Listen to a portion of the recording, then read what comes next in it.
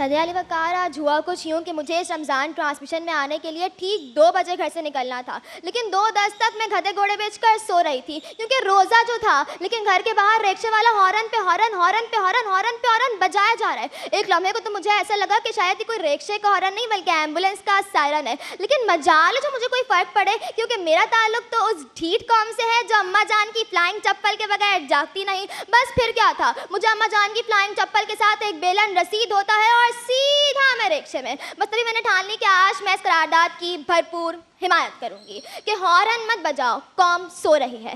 सदया अली वक़ार, यहाँ हॉर्न से मुराद हर वो शोर है जो बगैर सोचे समझे किया जाए, और मत बजाओ से मुराद ये है कि हर मसले का हल शोर मचाना नहीं होता। और कौम सो रही है से मुराद ये नहीं कि कौम वाकई सो रही है, बल्कि इससे मुराद ये है कि कौम गफलत की नींद में है। सदया अली वक़ार, अल्लामा इकबाल ने अपनी शायरी के जरिए अपनी कौम को नींद से बेदार किया था, लेकिन जब से अपनी जिम्मेदारी पूरी करके वो सोए हैं, उनके साथ साथ पूरी कौम भी सो गई। सदया अली वक़ार, ये हॉर्न ना हमारे आगे कुछ नहीं बेचता।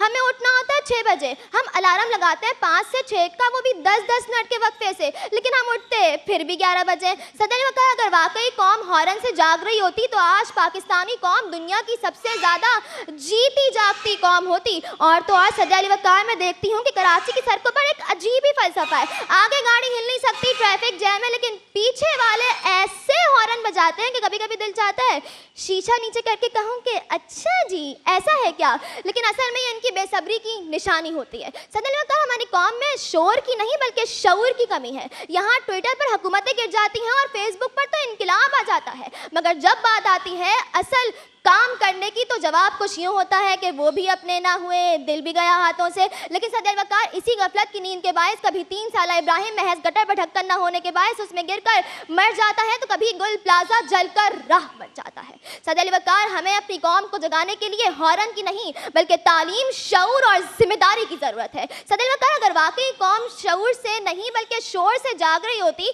तो आज यहाँ मुकर्रर तकरीर पेश करने के लिए दलाइल नहीं देते बल्कि हॉर्न बजाते। सदया अली वक़ार, मैं देखती हूँ कि 14 अगस्त आती है तो हमारे कौम के नौजवान ऐसे सरंसर फाड़ फाड़ के शोर मचाते हैं, हॉर्न बजाते हैं, कभी कभी लगता है इन्होंने ही ये मुल्क आज़ाद करवाया है, लेकिन असल में वही नौजवान दर हकीकत ट्रैफिक कवानीन तोड़ते भी नजर आते हैं। बहुत शुक्रिया।